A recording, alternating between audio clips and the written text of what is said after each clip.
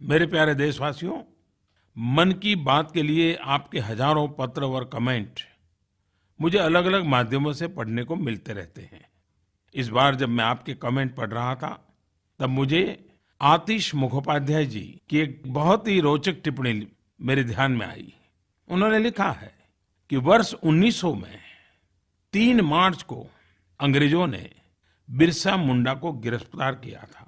तब उनकी उम्र सिर्फ 25 साल की थी।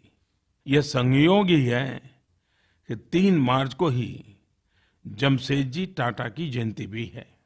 और वे आगे लिखते हैं, ये दोनों व्यक्तित्व पूरी तरह से 2 अलग अलग पारिवारिक पृष्ठभूमि से हैं, जिन्होंने झारखंड की विरासत और इतिहास को समृद्ध किया। मन की बात में बिरसा मुंडा और जमशेदजी टाटा को श्रद्धांजलि देने का एक प्रकार से झारखंड के गौरवशाली इतिहास और विरासत को नमन करने जैसा है। आतिश जी, मैं आपसे सहमत हूं कि इन 2 महान विभूतियों ने झारखंड का नहीं, पूरे देश का नाम बढ़ाया है। पूरा देश उनके योगदान के लिए कृतज्ञ है। आज अगर हमारे नौजवानों को मार्गदर्शन के लिए किसी प्रेरणादायी व्यक्तित्व की जरूरत है, तो वह है भगवान बिरसा मुंडा। अंग्रेजों ने छिपकर बड़ी ही चालाकी से उन्हें उस वक्त पकड़ा था जब वे सो रहे थे। क्या आप जानते हैं कि उन्होंने ऐसी कायरतापूर्ण कार्रवाई का सहारा क्यों लिया? क्योंकि इतना बड़ा साम्राज्य खड़ा करने वाले अंग्रेज भी उनसे भयभीत रहते थे। भगवान बिरसा मुंडा ने सिर्फ अपने पारंपरिक तीर कमान से ही बंदूक और तोपों से लैस अंग्रेजी शासन को हिलाकर रख दिया था। दरअसल जब लोगों को एक प्रेरणादायी नेतृत्व मिलता है, तो फिर हथियारों की शक्ति पर लोगों की सामूहिक इच्छा शक्ति भारी पड़ती है।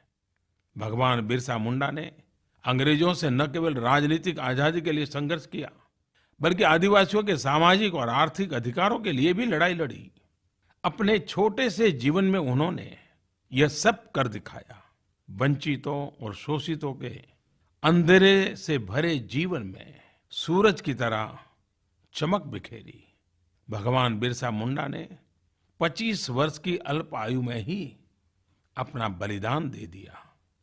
बिरसा मुंडा जैसे भारत माँ के सपूत देश के हर भाग में हुए हैं।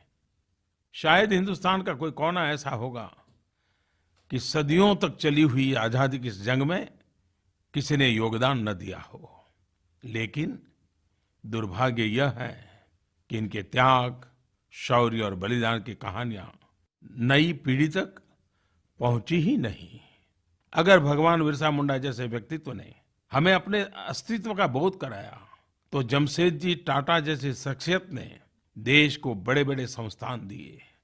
जमशेदजी टाटा सही माने में एक दूरदृष्टा थे, जिन्होंने न केवल भारत के भविष्य को देखा, बल्कि उसकी मजबूत नींव भी रखी।